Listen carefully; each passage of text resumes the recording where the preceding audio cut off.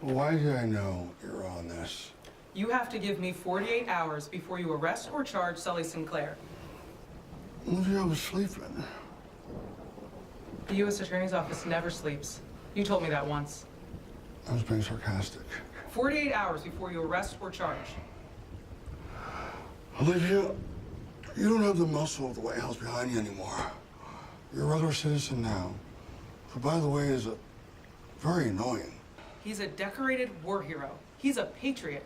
You do realize the blowback you'll get for rushing to judgment on a patriot. You mean the blowback you'll create? Well, yes, that's my job. Are you really naive enough to believe that waking me up in the middle of the night and threatening me is the best way to get what you want? I wasn't threatening you. He didn't kill her. My gut says he didn't. Your spidey senses aren't evidence, Olivia. I've been on the phone with homicide. He killed her. He ran. 48 hours before you arrest or charge. Good night, Olivia. I can have a reporter out here in 20 minutes with cameras asking why you are persecuting an innocent, handicapped Congressional Medal of Honor winner. Perhaps it's because he's a well-known conservative Republican and you're considering a bid on the Democratic ticket next year?